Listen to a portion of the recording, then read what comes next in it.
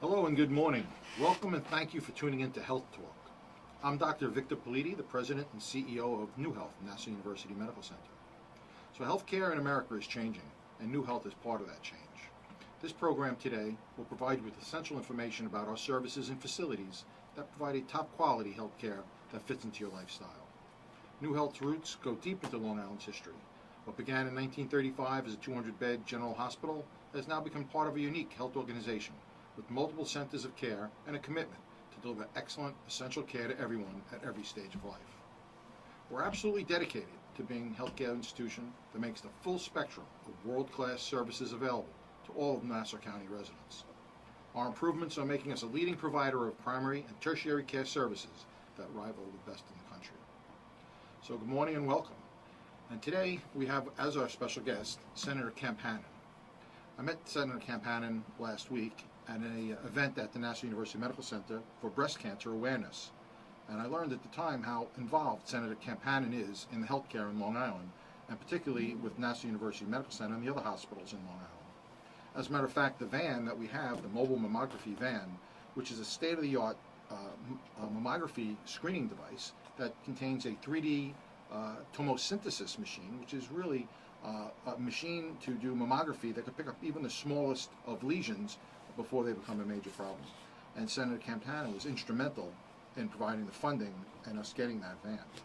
And at that time I asked Senator if he can come to our show this morning to talk a little bit about healthcare and about things that he does. So Senator Kemp Hannon represents the 6th Senate District here in Long Island, and that encompasses central communities here in Nassau County.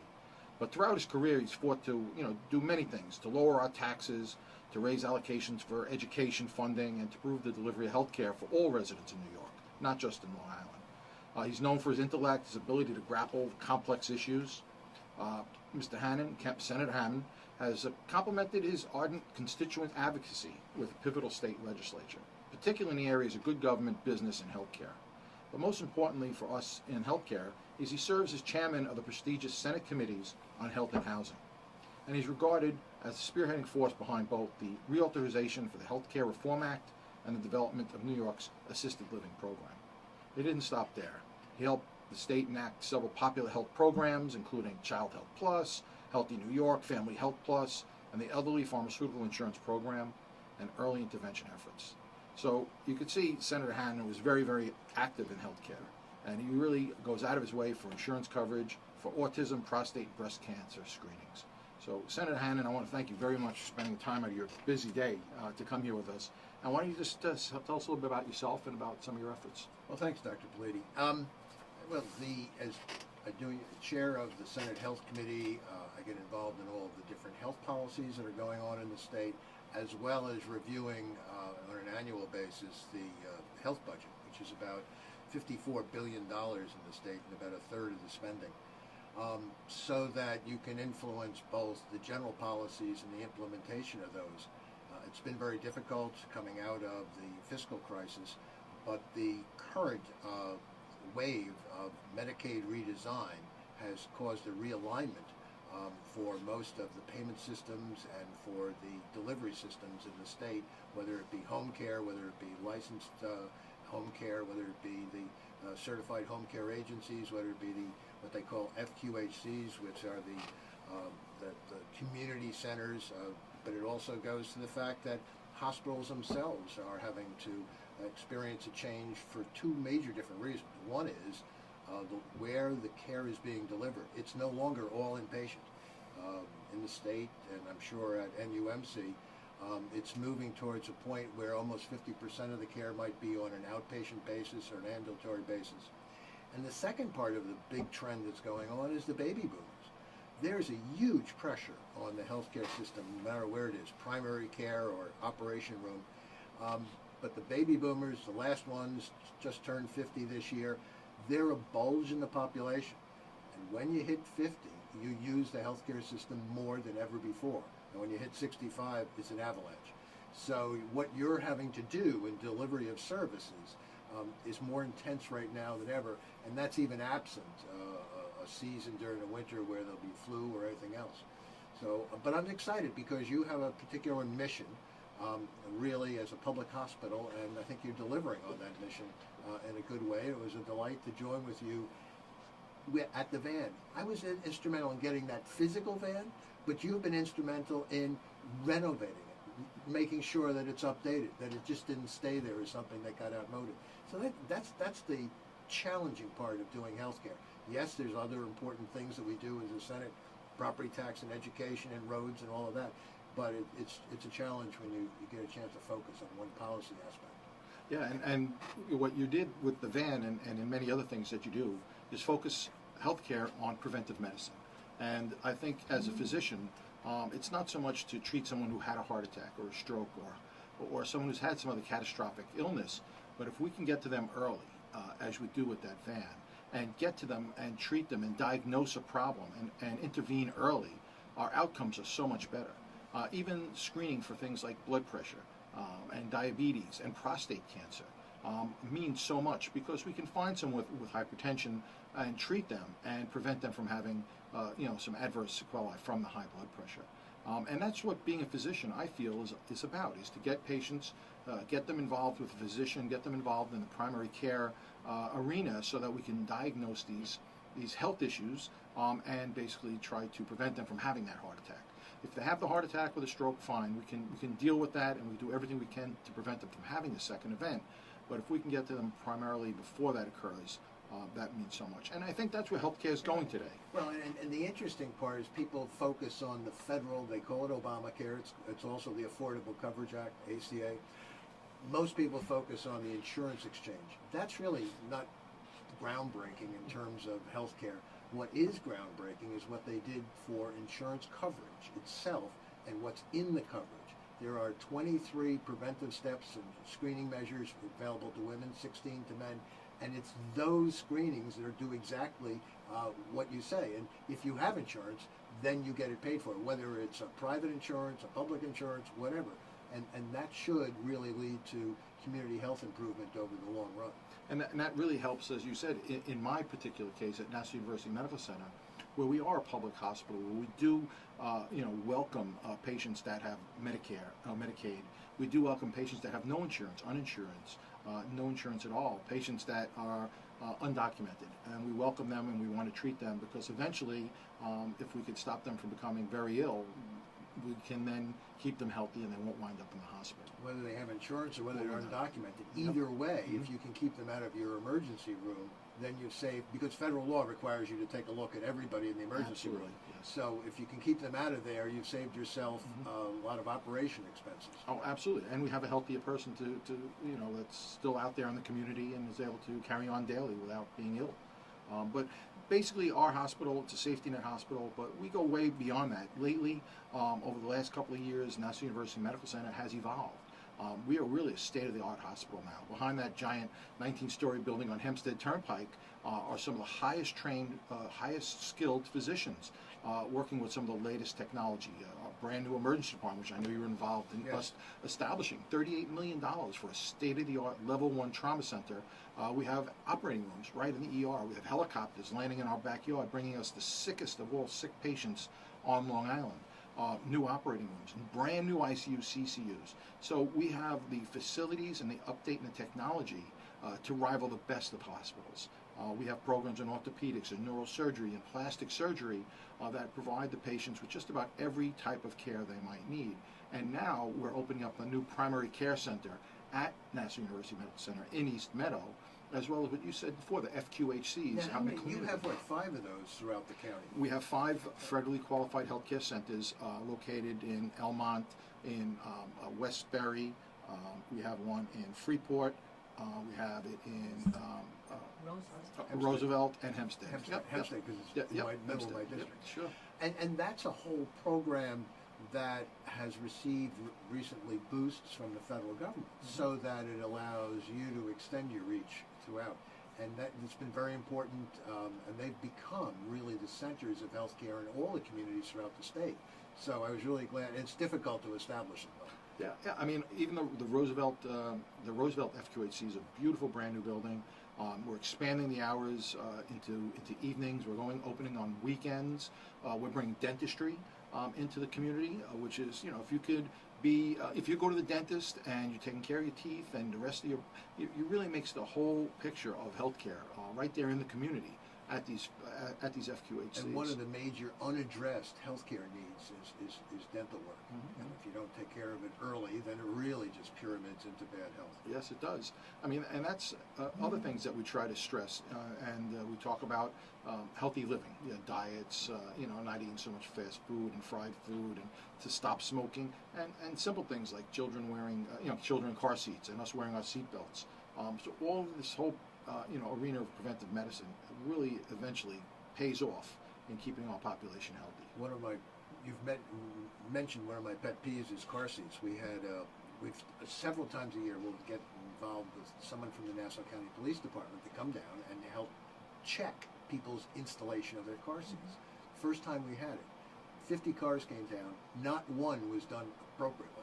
So I've been constantly writing to the Federal Department of Transportation saying, why have car seats if they're not going to be effective, if they're not going to work? So it's continued to work on that whole thing. Yeah, and that means so much. As an ER doctor myself, there's nothing worse than seeing a sick child, particularly one that could have been prevented by something we could have done, like a good car seat or some other controls in the home that we could have helped save that child. I'm glad you mentioned you're establishing a primary care center right at NUMC, because that means that people aren't going to be visiting an emergency room for what is really the equivalent of a fever or a runny nose. Is you can divert them into the primary care center. Absolutely. Patients can come and go to the primary care center. They can come by appointment, or they can show up without an appointment. We'll have internal medicine, pediatricians. What will your hours be? Right now, we're looking at 7 A to 7 P, and it'll be Monday to Friday, and we're going to expand into the weekend hours as well. As I was driving here this morning, I was looking at all of the urgent care centers along Hempstead Turnpike and thinking, well, if they have better hours, they're going to be your rivals. Yeah, well, they serve a purpose, but again, they're freestanding urgent care centers. They have a doctor there that they can see you, and they're great for, earaches and sore throats and in and outs, but what if it's something a little more? When you come to NUMC or come to a hospital, if you need an orthopedic surgeon, you have an orthopedic surgeon. You want a pediatrician, my ER has board-certified pediatricians, so you'll see a pediatric doctor. If there's a laceration, God forbid, on your face or somewhere that's very visible, we have plastic surgeons from the Long Island Plastic Surgical Group in-house and available for them to treat that patient. So we have a lot of that specialty. If you need an MRI, we have one. CAT scan, we have one. So there's things in a hospital that you won't get in an urgent care center that you might need to make sure we come up with the correct diagnosis. I met one of those surgeons at when you were inaugurating the renewed mammogram van, and Dr. Nicole Natoli from, and I was like impressed, because people are always worried, if you go to the ER, what's going to happen? Do I have to get stitches? Will those stitches not be cosmetically acceptable? And so that's a big selling point, I think, for NUMC. Yeah, I mean, look, as an ER doc, I could suture very well, but when it comes to the face of a child or a woman, I'll call in the plastic surgeons and have them do it, and they'll put those extra few stitches in just the way they know how to do it. Let me ask you something about, we were very involved this year in the legislative session about the heroin epidemic that's taking place on Long Island, Nassau, Suffolk, but the rest of the state, primarily in more suburban areas than not. And what we actually resulted in doing was changing a lot of the insurance rules and trying to make sure they didn't have as many hurdles in their internal rules as they used to have. And yet at the end of the day, because people will, at different times during the course of their addiction, want to get into rehabilitation, but that's especially where the hurdles are. So we condensed all the ways for them to appeal and et cetera, et cetera. One of the hurdles had been, you have to go to an emergency room first. Well, they already know what it is. It's probably the second or third time they've tried a detox. That wasn't necessarily the point. So we've also established a couple of other, and it's in statute, it's going to take some work. I hope we can get you enlisted in the cause. A couple of other programs, which would be demo programs, so you'd have an alternate to the emergency room, and though it wouldn't be a full-time commitment to rehab. And then the second alternate would be a treatment program where it would be a wraparound. There would be detox and trying to get people outside of the addiction. but it would also be supported in regard to the number of other health needs they usually accompany when you go through a detox. So this has been a really, really difficult effort, and it's nowhere near complete because it's so hard to get people getting it out of an addiction. It is, and it's very true. And there is an epidemic in Long Island right now with heroin and opiates. I mean, what starts out as taking some medication out of someone's medicine cabinet and, from Oxys and Percocets and Vicodins and using them amongst their friends, and then they run out.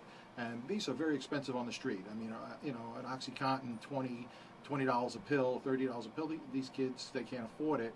And so they'll go to easier and cheaper drugs such as heroin, which can be anywhere $5 to $10 a bag, and it's available out there. And the police are doing as much as they can to stay on top of this, but it's one of these problems that it's growing. And these children, these teenagers, they're young adults. They get this heroin, and they could. It's so powerful they could snort it or smoke it now, but eventually they wind up injecting it. And once they do, they are hooked. And it's one of the hardest addictions to break.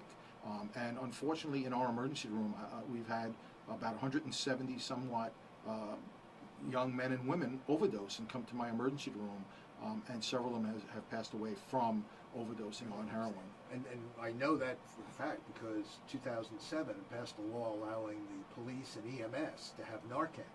And so that's reversed a lot of the what would otherwise be deaths. Yes. And this year we passed a statute that will allow for a greater non-specific patient prescription of Narcan. So especially the families who know they have a kid who's an addict, and they're just afraid something's going to happen, and they can have it on hand, or the drug treatment agencies can have it on hand. That is such a great program, Senator. You don't know how many lives you've saved with that program. I mean, honestly, putting this Narcan, which is an innocuous drug, out there in the hands of the police and firefighters, and they don't even have to inject it. They spray it through the nose. It turns into a mist, and they spray it, and within seconds they could reverse the effects of respiratory depression associated with overdose from an opiate. And these persons, they can start breathing again, and that's what kills them. Their respiratory centers are depressed. They stop breathing, and they go into cardiac arrest and die. And this medication reverses that, so they start breathing. They bring them to us. Now that may only be the start of their healing process, because now we've saved them from that one event. They need to be intensively treated with psychotherapy, with rehabilitation to prevent them from going back and using again. And at NUMC we have an inpatient detox unit for patients that need to be detoxed. And we also have a rehabilitation unit, which they are admitted. Patients admitted up to 28 days for rehab, in which they go through some of the 12-step programs and intensive psychotherapy, anger management classes, all these types of programs to try to get them to stop using drugs. But it's such a strong addiction that a lot of these patients come back 2 and 3 times. And there is an issue that we don't get paid for a lot of these patients. The insurance companies don't pay. We've tried to really work on the insurance companies because the federal law changed a few years ago to equate behavioral health with physical health, and rehab and withdrawal is all under the behavioral health umbrella. So the insurance companies, we found in going in really, really intensive negotiations to get the statute out that we did this year, and I think it was a big success. But they're all struggling exactly as to what they can do, how they can offer it. A couple of the big insurance companies said they used to subcontract this to respected subcontract other insurance companies, but they're now taking it back so they can look at the patient as a whole and try to treat them, because they know that once they have that person as a patient, they really have the obligation legally, and second, they have the obligation medically, because it's not going to end. So they have to have a much more effective way to do this. So it is a difficult hurdle to do. As you say, the failure is something you're going to find in the system. And if they're using heroin, it takes over their lives. So I got called to a patient recently. His blood glucose was over 500, and when I went to him, I said, your glucose is over 500. You're going to have a heart attack. You're going to have all sorts of issues. You're not taking care of yourself. You're not taking your insulin. You're eating sugars. And he said, Doctor, I'm a heroin addict. You think I care about my sugar? He goes, all I care about is my heroin. And so it not only will affect the overdoses and using of the illegal drug, but any health condition that they might have becomes exacerbated, because they're not going to be concerned about that, because they're worried about And we're going to have to go back and take a look at some of the older remedies, if they were really remedies, of the methadone, which wasn't. But there, in and of itself, there's been some Yeah.